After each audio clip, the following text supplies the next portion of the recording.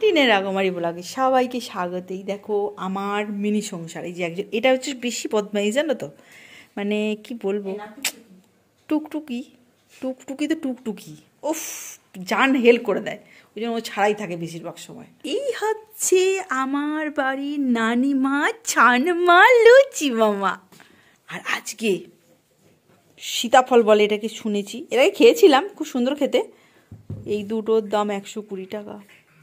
হাতটা হাতে চলে আসবে, 1 কিলো মাংস হয়ে যাবে। আর আজকে বানাবো সাদা আলুর দম, নতুন আলু, এখন তো নতুন আলু উঠছে, সবাই খেতে ভালোবাসে, তাই সাদা আলুর দম বানাতে কি কি লাগবে: মটরশুঁটি, ধনেপাতা, এটা কি বলে, এটা কি কাজু, এটা খাসখাস, না এটা পোস্ত, আর এটাকে কি বলে, চালমগজ। মাঝে মাঝে ভুলে যাই কেন কে জানে মশলার নামগুলো। আচ্ছা, সাথে আদা বাটা, ধনে জিরে বাটা, লঙ্কা গুঁড়ো, গরম মশলা, ব্যাস। এবার আলুগুলো ভেজে নি ভালো করে। আর এদিকে দেখো কি চলছে, লঙ্কা খেতে গেছে। বাবু কামড়েছি, দে না কামড়ে দে না দে না দে না, কি করে দেখো কামড়ে, বাবু কেমন কামড়াচ্ছে দেখো, লঙ্কা কামড়ে কামড়ে যে গন্ধটা বেরোচ্ছে সেটাও শুঁকছে দেখো। টিবেন্ডাস বদমাস, ওই যেমন দেখলে টুকটুকি চো, ঠিক সেম টু সেম এই একটা, মানে দুটোই নাতনি আমার, দুটোরই মাথা খারাপ।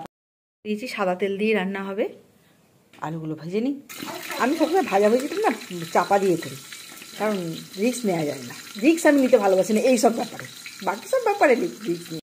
বাটলাম, যখন ওই সব জিনিস বাটবেন না, একটা এরকম প্লাস্টিক লাগিয়ে দেবেন, দেখবেন বাটার যে মানে পেস্টটা দেখবেন কত স্মুথ হবে আর চতুর্দিকে ছড়িয়ে যাবে না। এই দেখুন কত সুন্দর হয়েছে, এর একটা ট্রিক্স, কিচেন ট্রিক্স।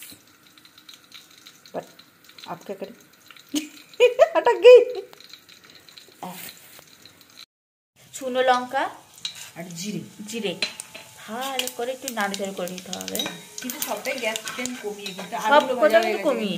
এই দেখো আলুগুলো ভাজা হয়ে গেছে। 1 চামচ জিরে গুঁড়ো, কিন্তু 1 চামচ ধনে গুঁড়ো। ইচ্ছা করলে লঙ্কা গুঁড়ো দিতে পারেন বা কাঁচা লঙ্কার জন্য না দিতে পারেন। এবার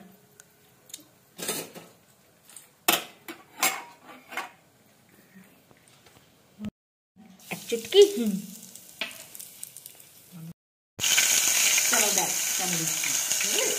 দেখেছো কত চটপট চটপট চটপট করছে, তো ভালো করে একটু কষাতে হবে যতক্ষণ না তেল ছাড়ছে। নুন এই চামচের 1.5 চামচ, আন্দাজ মতো।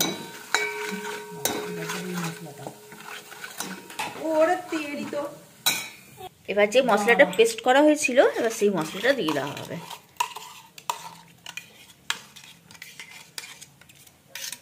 সিল ধোয়া জল, এখন দিয়ে মিক্সি ধোয়া জল। আগে দেওয়া হয় সিল ধোয়া জল, এখন দেওয়া হয় মিক্সি ধোয়া জল। দেখো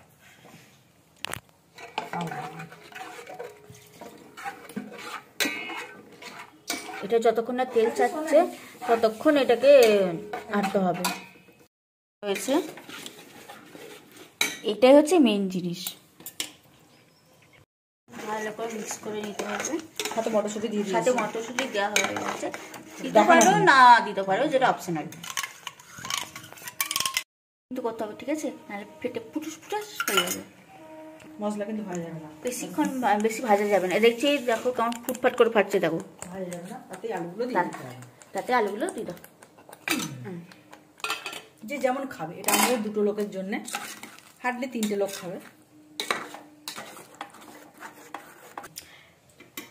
এবার জলটা একটু বেশি পরিমাণে দিতে হবে, আর সাথে 1 বাটি দুধটা দিতে পারো, না দিতেও পারো, জল দিয়েও করা যেতে পারে। দুধ ছিল, দেওয়া হয়ে গেছে। এটা যখন ভালো করে ফুটে আসবে তারপরে দেখাচ্ছি। পুরো রেডি।